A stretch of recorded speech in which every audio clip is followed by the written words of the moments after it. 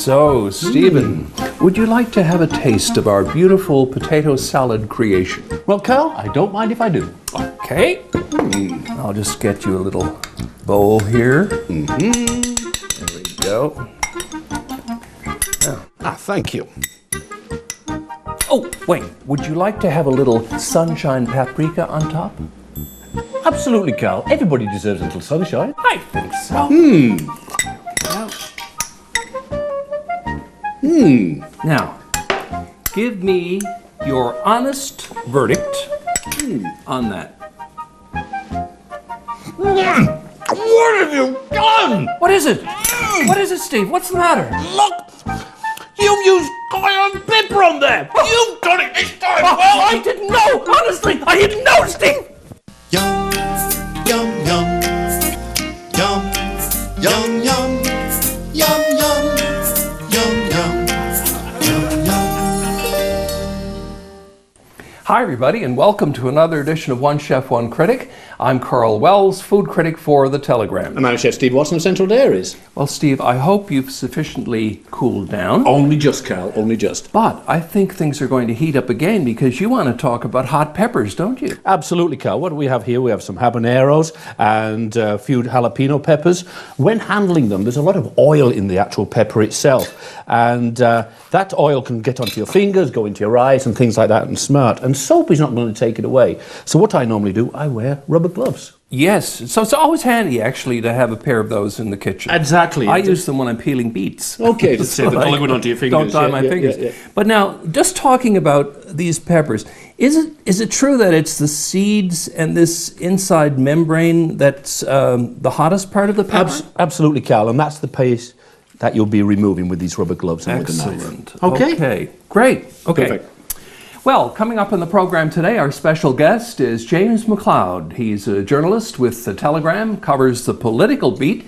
And what will we be making with James? Today we'll be making a beautiful teriyaki pork tenderloin. Oh, and so speaking of Asian, we're going to try some Asian pork dumplings as well. And they're going to be made for us by our guest chef, who's Peter Wedgwood of the Wedgwood Café. So stay tuned. For a complete listing of One Chef One Critic recipes, wine lists, and more, check out our website. Let us know what you think of the show at 757-9600 or send us an email at onechef.onecritic@rci.rogers.com. And it's our pleasure to welcome James McLeod, journalist, to One Chef One Critic. Nice to see you. Now, we are going to be cooking, for a change, pork.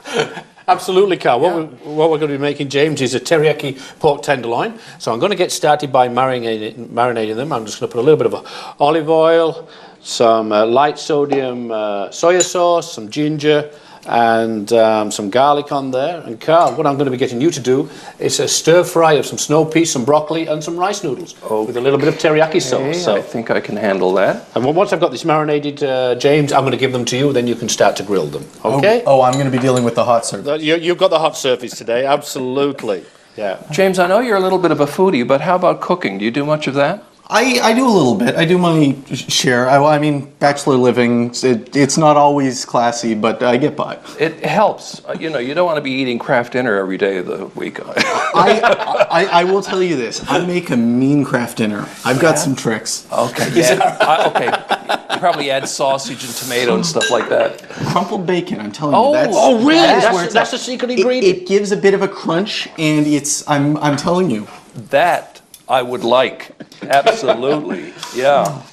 You know, I know you frequent restaurants and you do a little bit of traveling and eating out, that sort of thing. Is there one food or dining experience that you found to be absolutely extraordinary, that's kind of burned in your memory? I will say the best meals I've had in Newfoundland, and also the worst meals I've had in Newfoundland, have all been when I left St. John's. Traveling around the province. I remember I was on the south coast visiting Some of the best seafood I've ever had was when I was down there for about a week, writing stories about the aquaculture industry down there. Yeah. And just, really delicious fresh seafood, well cooked, and just those things where it sneaks up on you and you just sit down and with no fanfare, but wow, this is a delicious meal. Yeah. And I remember being down. I'll give these to you, James, and you can start putting them on the grill there now, sir. Yeah, I remember being down around St. Albans one time and they farm steelhead trout down there. yes. And I remember having a meal of steelhead trout down there, and it tasted like it probably had just literally come out of the water. Well, that is the most. The traditional fishery is always, and I end up writing a lot about the fishery, which is very weird for a Torontonian living way out here. But the traditional fishery is a wonderful thing, but aquaculture is just such a fascinating industry to me because they don't pull a fish out of the water until they're ready to put it on a plate. That's right.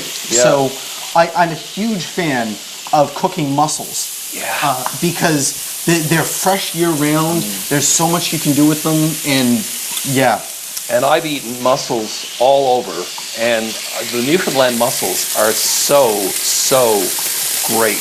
they really are. The quality is incredible. Yeah. Well, they take 3 years, and they come from the local bays, and it's absolutely gorgeous. 3 years, I did not know that. 3 years to grow, yes, Wow. absolutely. Yeah. I've run So out. that'll be fine. Okay. I will take this away from you now and then. So you went to Ryerson. When you were at Ryerson, did you have it in mind to set yourself on this career path that would take you into print media as opposed to the electronic media? I don't think anyone is just in print media anymore. No, that's true. I mean, we're all filing for a little bit of everything. That's right. I need to shoot more video, but everyone's writing for the website. Everyone takes pictures. That's right, yeah. That's just the world we live in. That's the way it is, yeah. But there's something about the written word that nothing else matches it. A great picture is worth 1,000 words, but if you really just want to explain an issue to people and get into detail and nuance, for my money, nothing beats writing it in just the printed word. And and Newfoundland is a great place to do that because that's right. So, but speaking of Newfoundland, how did you end up here? Working or going to school at Ryerson, it was in your 4th year. You've got to do a internship somewhere. Oh, right. Yeah. They give you a piece of paper with a whole list of newspapers. Say where do you want to go, and it's supposed to be 6 weeks. And Newfoundland, I think I saw a tourism ad. That's right. Could be fun. And 7 years later, I'm still here. There you go. Yeah. Well, that's fabulous. So when should I be flipping these? Just have a quick look underneath, see how we're doing. Not quite yet. No, not quite yet. Just another minute, and then we'll be able to flip. So when you were at Ryerson, I guess you wrote for the university paper? Yes. Yeah. I love that. There's nothing quite like a student newspaper for freedom and for just being able to do whatever you want. Yeah. So did you get to do any political reporting at that time? I was actually, in hindsight, I've always been into politics in a big way, and one of the great things about working in Newfoundland is everyone cares about politics, at least a little bit. I was covering student politics at Ryerson when nobody cared about student politics. Yeah, a lot of little apathy. Yeah, the politics of student unions is just about the saddest, pettiest, weirdest little politics there is. Yeah. But I had a lot of fun. Yeah. Feel free to turn them over now. Okay. Now, since you've been here, I guess given the length of time you've been here, you probably had an opportunity to cover at least 3 premieres or. 4.5. Yes. 4.5. Yeah. Danny Williams, Kathy Dunderdale, Tom Marshall, Paul Davis. Okay. And a little bit of Frank Coleman. Oh, I forgot about him. I totally forgot about Frank Coleman.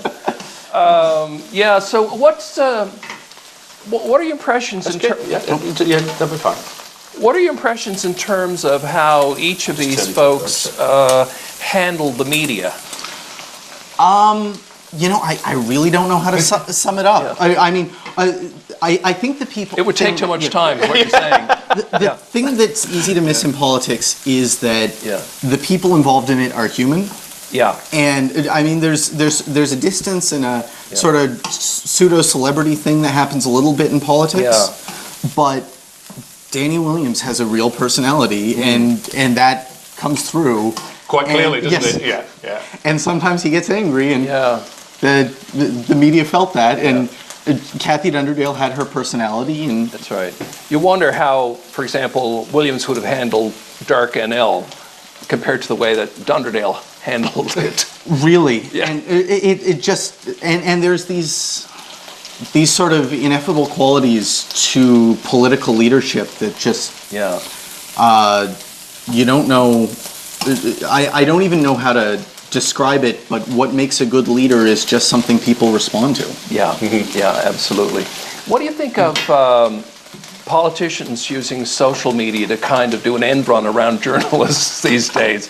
Because quite often, they'll make a major announcement on Twitter, for heaven's sakes. I think, and I say this as someone who is very, very, very involved in Twitter. Yeah. I suspect it's a fad. I think you're always going to have politicians wanting to try to reach past journalists and get. Our job is to call politicians when they're not being honest or not telling the full story. Yeah. So you're always going to want politicians. You're always going to have politicians trying to reach past journalists and just tell their side of it. But I love Twitter. I think it's a lot of fun. Yeah. But I really don't think most people care that much about what's happening every minute of the day in politics. I think you make a good point. Now, look, everything's under control. Absolutely. Look how nicely green I've made these. Yeah, I know. I'm going to go get a bottle of wine and we'll be back.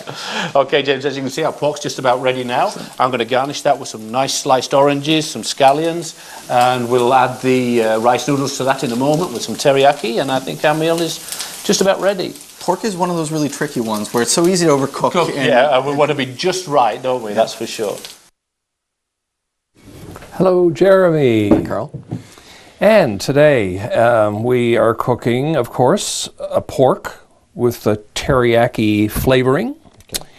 What do you think? Well, I'm going to do 3 Portuguese wines, just because you don't see a whole lot of them around, and the selection now is getting much better at the liquor stores. This is true. So I have a white and 2 reds. The white and first red are both from the same producer, Esperau. This is basically the Esperau white, which is a blend. There's about 5 or 6 different varietals, all unique to Portugal in both of these wines. The only one you'd probably heard of a lot of is there's Cabernet Sauvignon in this as well, in the red. Yeah.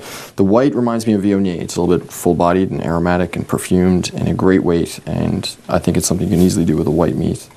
The red, quite heavy. This is like Australian Shiraz heavy.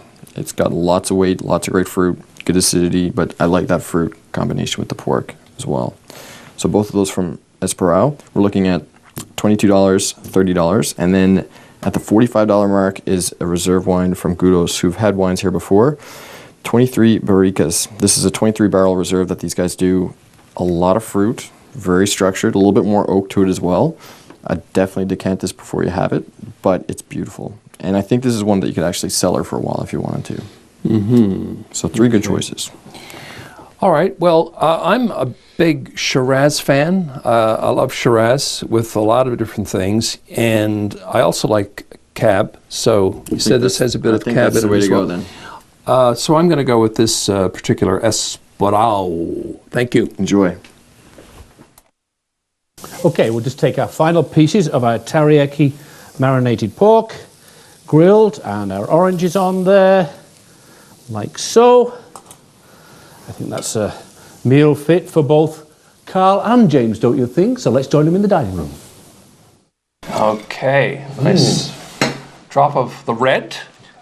And I've got to say, Steve, this is a beautiful looking plate today. Thank you, Karl. Well, they're always beautiful, but I like the use of the citrus here. It brings it up. So let's have a taste and get James's verdict.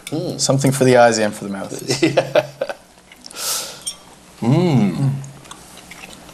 That is just perfect with the orange. It's tender. I don't like that. I took too much, you see, now I talk.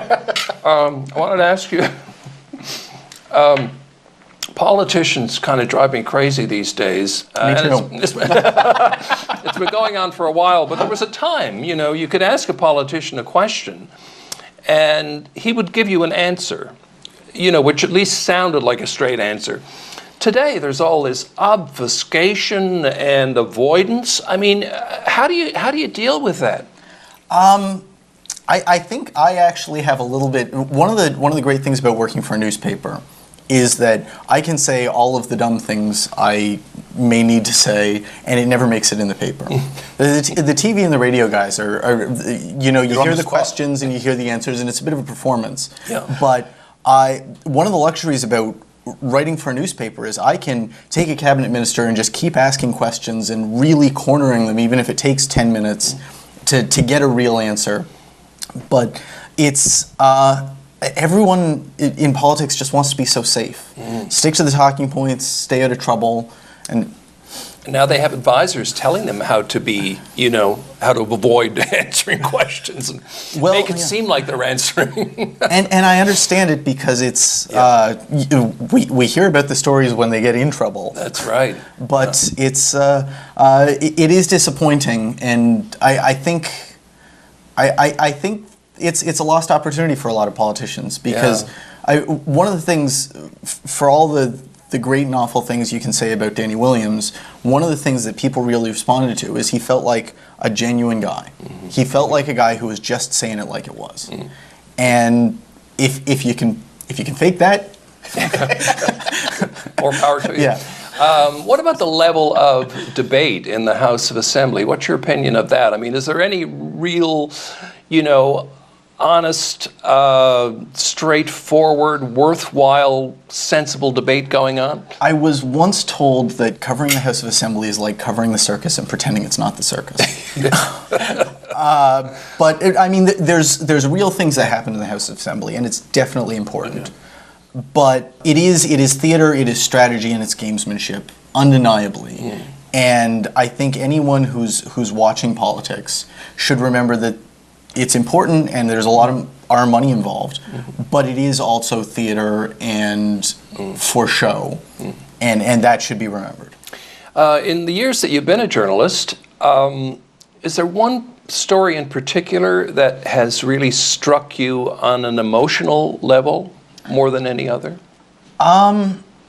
A lot. The ones where the real people are involved. I wrote a series in the spring about sexual harassment in the workforce, and one individual specifically. Right. That story was pretty close to me. I wrote a series on the prison system and some of the conditions at Her Majesty's Penitentiary. Real people and victims, where it's not just politicians yelling at each other. Those are the ones that stick with me. What's the future of newspapers? Like I said earlier, I think there will always be a spot for the written word. I don't think I don't know if it'll always be printed on a piece of paper. Probably not. But there's always going to be a place for words and just explaining things written down. I think I'm safe there. Yeah. Well, listen, it's been great having you on the show. You're a wonderful conversationalist, and we appreciate your being here, and all the best to you in the future. Great to be here. And here's to the written word. We'll be back with Chef Peter Wedgwood of the Wedgwood Café, who's going to do some Asian dumplings for us right after this. Wedgwood Café is a bright, spacious, welcoming restaurant in the northeast of the city of St. John's. It also happens to be one of our most popular restaurants, and it has one of the busiest catering operations in all of the city. And that's why we're especially happy that the owner chef of Wedgwood Café could take time out to be with us on One Chef One Critic today. It's fantastic. Welcome, Peter Wedgwood. Thanks, Karl. Pleasure to be here. Okay. Absolutely, Peter. I see you've got an array of ingredients here. I'm assuming this is something that you have on your catering menu. Yes. What are we making? This is very popular. These are little Japanese dumplings called gyoza. Okay. Very, very simple to make. People can make them at home. What we use is a little bit of our house-made Italian sausage. Yeah, yeah. But if you wanted to go to the grocery store, you could grab any kind of sausage or the loose sausage package. You know, put whatever flavorings you like in it. Green onion, pickled ginger, soy sauce. Really, the possibilities are really endless. So what we're going to do is wet our wonton wrapper a little bit. Oh, so that's a wonton wrapper. That's a wonton wrapper, And you yeah. just got a circle out of it. Yeah. Yeah. Yeah, actually, no, this is a round wonton wrapper. it is? Oh, Yeah, okay, you get yeah, it down at the Magic Walk grocery store. So they're ready-made. Ready-made, yep. So you just take a little teaspoonful, put it in here, seal it all up. You want to crimp the edges. Well, I see you've got an art in that. You're probably used to making a couple hundred at a time. We go through these like hotcakes. Now, what about freezing? Can you freeze them down ahead of time? You can, but I really don't recommend it because what happens is that around the outside, when they thaw, it cracks, the edges Oh, crack. it dries out. Yes, Yeah, it's I dry. It's not understand. very nice. Yeah. I understand. Yeah. I'm very interested to see what this is going to look like in the end because, you've got a lot of ingredients. Yeah. You've got a buffet. Yeah, basically. So this is all the sauce. We're going to get to that now in a second. It's kind of like a take on a ponzu, a Japanese kind of citrusy, Yes. lime or yuzu. Okay, so we've got some already made. We have some already made. Yeah. Okay. So first things first, we're going to get the sauce. Okay. So basically, we have some soy sauce, some Kikkoman soy sauce. Okay. We have a little bit of teriyaki sauce that we kind of make in house. It's a combination of a few sauces. Yep. A little bit of fish sauce. We have some sriracha ketchup. We also make this in house. Okay. Sriracha, sambal, ketchup. We've got a bit of a heat to it. Honey, yeah, it has a little bit of heat, but it's a good heat. It goes away really quickly. Very citrusy. Some pickled ginger. Some green onion. Okay, and some nice scallions there. Yeah, absolutely. I'm going to go with a squeeze of lime juice. Lemon is okay too, but I always go with lime juice over lemon. I just prefer the flavor. Yeah. And then a little bit of toasted sesame seed and white sesame seed. Okay. That's just mixed up. Yeah. Fish sauce is one of those tricky ingredients because on its own, it's not that appealing. It certainly is not. For some reason, when it's mixed with other things, So it's a flavor enhancer. it gives that umami effect, It It just absolutely really makes does. That's a great call, something Carl. taste better. I can take the bowl away from you There you if you go. don't need it anymore. Not at all. So here's our sauce. So we'll build our plate. We've already went ahead and cooked a couple of these dumplings. Remove the lid from those. So what's great about this is these are jam-packed with flavor, and it's all about texture. So these are very, very soft dumplings. So I like to counteract the soft dumpling with a little bit of, it's like a spicy coleslaw we make. It's inspired by kimchi, but it's definitely not kimchi. Or creamy coleslaw, yeah. So here we got some sun-dried cranberries and lots of cabbage and carrot and onion, soy sauce, sriracha, really nice flavors. Okay, so Just take our dumplings out. yeah, so this is good. You want them nice and toasted in the bottom, Yeah. soft and delicate on top.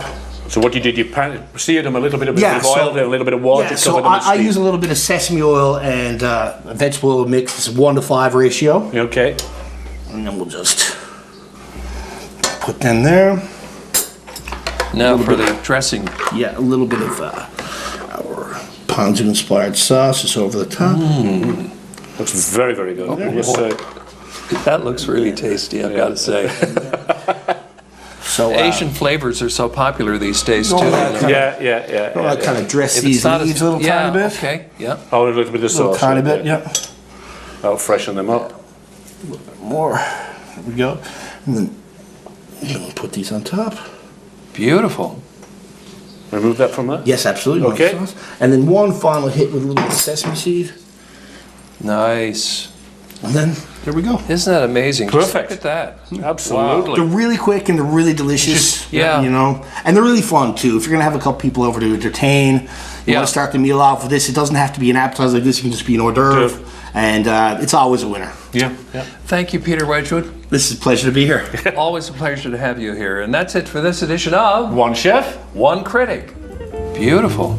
So if I could just have a fork. Absolutely, Karl. I'm going to taste this one on the end. I always recommend trying them without the coleslaw and trying them with the coleslaw. Yeah. because Yeah. The texture really. I can imagine. Nice. Yeah, they're good, eh? Oh. Yeah. So like I said, this is our house Italian sausage that we make. So there's actually a little bit of fennel in here too. Okay. Yeah, so kind of jumping Your all own over the twist on place it for with, me. with the flavors, but they really do run together nicely. That's an amazing dish. That's beautiful.